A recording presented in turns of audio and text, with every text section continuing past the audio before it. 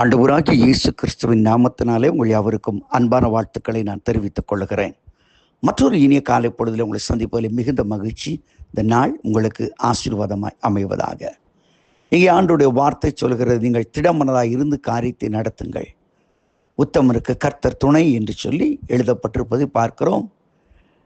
2 நாளாகவும் 19-11 வசனத்தில் இவ்வனமாய் சொல்லப்பட்டிருக்கிறது, நீங்கள் திடமனதாய் இருந்து காரியத்தை நடத்துங்கள். நீ காலையில் இருந்துச்சோன்னே சில காரியத்தை செய்யணும் பிளான் பண்ணிட்டீங்கன்னு, ஆனால் செய்ய இன்றைக்கு நீங்கள் ஆரம்பிக்க போகிற இந்த வேளையில் சில உள்ளத்தில் சில தயக்கங்களை வருது. இப்போவே வேணுமா, இல்லை நாளைக்கு பார்த்துக்கலாமா, நாளை மறுதினம் பார்த்துக்கலாமா என்னெல்லாம் யோசிக்கிறீங்க. செய்ய வேணுமா வேண்டாமா, இது வீட்டுக்கு போகணுமா போக வேண்டாமா, பல எண்ணங்கள் வரலாம். ஆனால் ஆண்டவனுக்கு சொல்கிறாரு, நீங்கள் செய்ய போகிற எல்லா காரியங்களிலும் நான் உங்களோடு இருக்கிறேன்னு சொன்னார். இயேசு கிறிஸ்து இந்த உலகத்தை விட்டு போகும் முன்பதாக தம்முடைய சீஷர்களை பார்த்து சொன்னார், உலகத்தின் முடிவு பரியந்தம் நான் உங்களோடு இருக்கிறேன். அழகாக வேதவசனம் சொல்கிறது, நான் உன்னை விட்டு விலகுவதும் இல்லை, உன்னை கைவிடுவதும் இல்லை. நீ பலம் கொண்டு திடமராயிரு, கலங்காதே, திகையாதே. நீ போகும் இடமெல்லாம் உன் தேவனாகிய கர்த்தர் உன்னோடு வருகிறார் என்னெல்லாம் வாக்குத்தத்தங்கள் உண்டு. இன்றைக்கு என் அன்புக்குரிய சகோதர சகோதரிகளே, திடமனதாயிருந்து காரியத்தை நாம் செய்ய வேண்டுமானால் முதலாவது நமக்கு தேவை பாவமில்லாத ஒரு வாழ்க்கை. நம்மை திடனற்று பண்ணுகிறது நம்முடைய பாவமான ஜீவியமானது.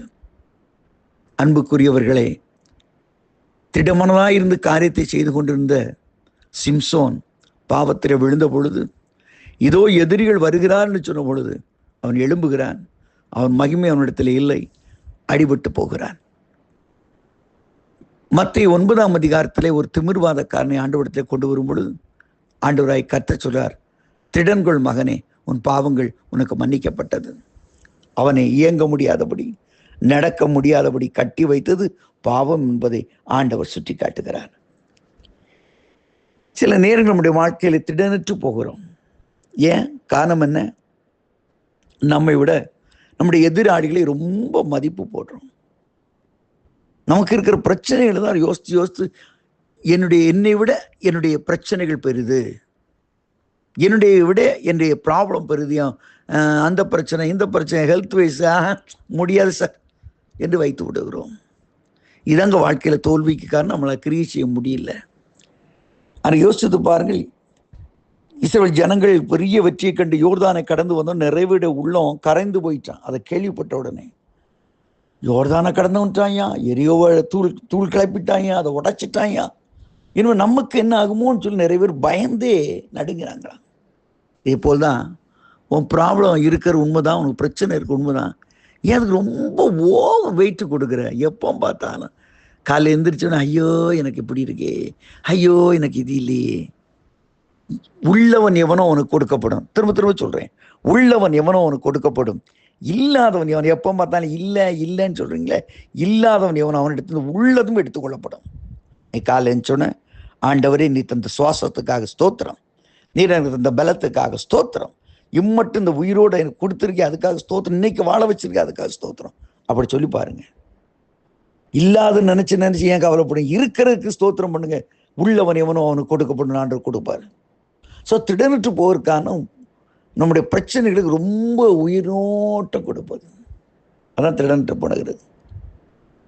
இன்னைக்கு அந்த விட்டு நம்ம வெளியே வரணும். ஆண்டவரே நான் அதை விட்டு வர்றேன், நான் திடப்படுத்த முடியாதபடி என் வாழ்க்கையில் இப்படிப்பட்ட காரியங்கள் இருக்கிறது என்று சொல்லி ஆண்டோடைய சமூகத்தை நீங்கள் வாங்க. 3வது, ஆண்டோடைய வார்த்தையை நம்ம பிடித்துக்கொள்ளும்.